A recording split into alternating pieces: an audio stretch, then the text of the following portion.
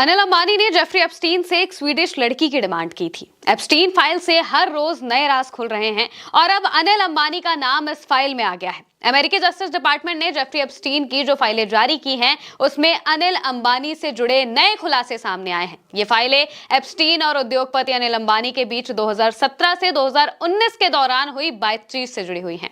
एक रिपोर्ट के मुताबिक इनमें कारोबार, वैश्विक मामलों और महिलाओं को लेकर चर्चा की गई है। 9 मार्च 2017 की बातचीत में लिखा है, अनिल ने पहले एप्स्टीन से पूछा क्या सुझाव है। इस पर एप्स्टीन ने लिखा, मुलाकात मजेदार बनाने के लिए लंबी स्वीडिश ब्लॉन्ड महिला बेहतर होगी। अंबानी ने जवाब दिया, इसे अरेंज करो।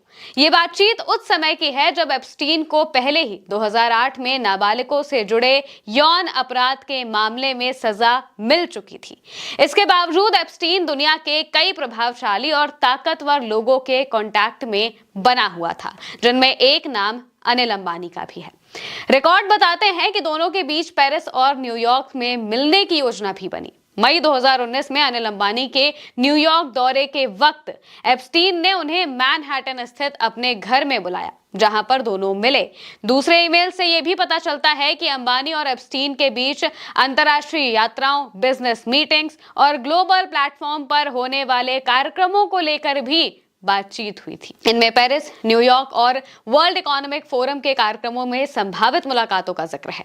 एप्स्टीन को 2019 में संघीय स्तर पर सेक्स ट्रैफिकिंग के आरोपों में फिर से गिरफ्तार किया गया था, लेकिन मुकदमा शुरू होने से पहले ही उसकी हिरासत में मौत हो गई थी।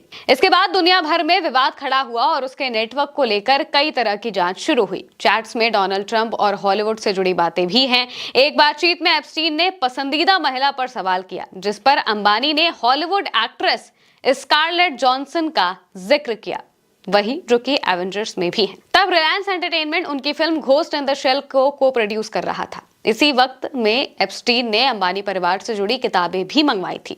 जब ये चैट सामने आया तो अनिल अंबानी के प्रतिनिधि ने इस मामले पर किसी भी तरह की टिप्पणी करने से इनकार कर दिया, यानी कि कुछ भी नहीं कहा इस मामले पर।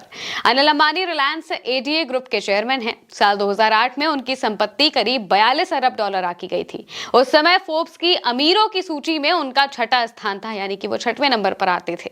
अंबानी के अलावा भी कई भारतीय और भारतीय मूल के सेलिब्रिटी एप्स्टीन के संपर्क में थे। इनमें film director Meera Nair, director Anurag Kashyap, अभिनेत्री नंदिता दास, वेलनेस गुरु दीपक चोपड़ा का नाम भी शामिल है।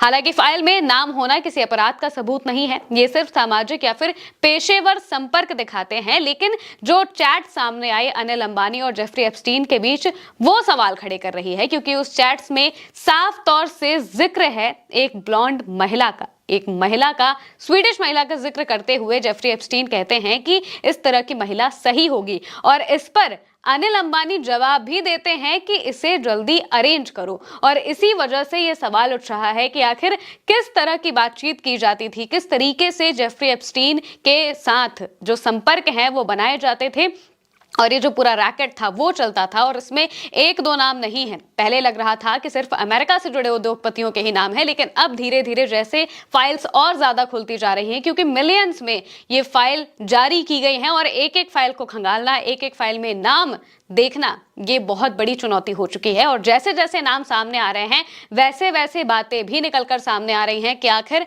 लोगों की बातचीत क्या हो रही थी जेफरी एप्स्टीन के साथ में।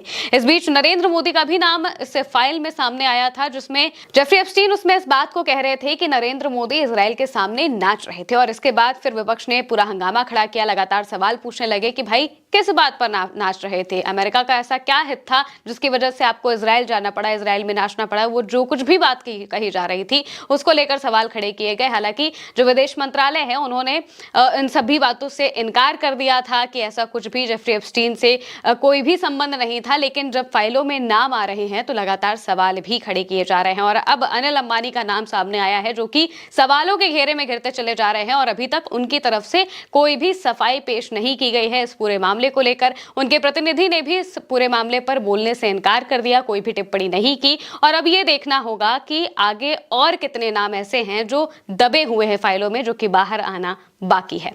आप इसको लेकर क्या कहेंगे, कमेंट में बताइएगा। मैं हूं महिमा और आप देखते रहिए उल्टा चश्मा।